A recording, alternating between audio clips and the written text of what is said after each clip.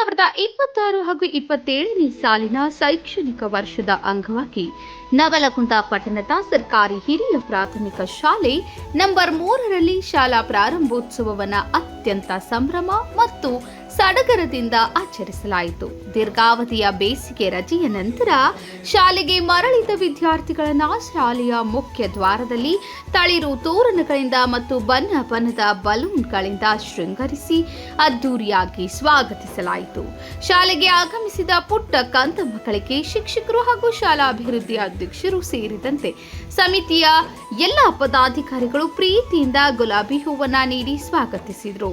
ಹೊಸ ಶೈಕ್ಷಣಿಕ ವರ್ಷದ ಅಂಗವಾಗಿ ಎಲ್ಕೆಜಿ, ಯುಕೆಜಿ ಹಾಗೂ 1ರಿಂದ 7ನೇ ತರಗತಿಯವರೆಗೆ ಕನ್ನಡ ಮತ್ತು ಇಂಗ್ಲಿಷ್ ಮಾಧ್ಯಮಗಳ ಉಚಿತ ದಾಖಲಾತಿ ಪ್ರಕ್ರಿಯೆಗೆ ಅಧಿಕೃತವಾಗಿ ಚಾಲನೆ ನೀಡಲಾಯಿತು. ಮೊದಲ ದಿನವೇ ವಿದ್ಯಾರ್ಥಿಗಳಿಗೆ ಉಚಿತ ಪಠ್ಯಪುಸ್ತಕ ವಿತರಿಸಲಾಯಿತು. ನಂತರ ಮಕ್ಕಳಿಗೆ ಸಿಹಿ ಹಂಚಿ ಸಂಭ್ರಮಿಸಲಾಯಿತು. ಈ ಸಂದರ್ಭದಲ್ಲಿ ಮುಖ್ಯ ಅತಿಥಿಗಳಾಗಿ ಕ್ಷೇತ್ರ ಶಿಕ್ಷಣಾಧಿಕಾರಿಗಳ ಕಚೇರಿಯ ಪ್ರಾಥಮಿಕ ಶಿಕ್ಷಣ ಸಂಯೋಜಕರಾದ ಎಸ್.ಎಂ.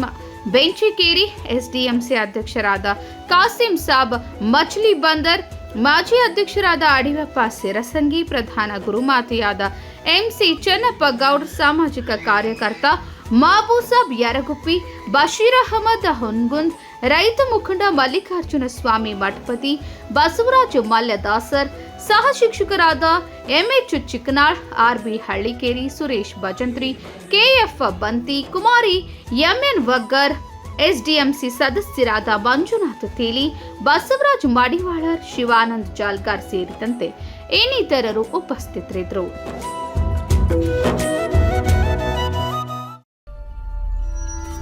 ನೀವು ನೋಡ್ತಿದ್ದೀರಾ, ಇದು ನ್ಯೂಸ್ 88 ಕನ್ನಡ, ಸುದ್ದಿಯ ಜೊತೆ ಸದಾ ನಿಮ್ಮೊಂದಿಗೆ.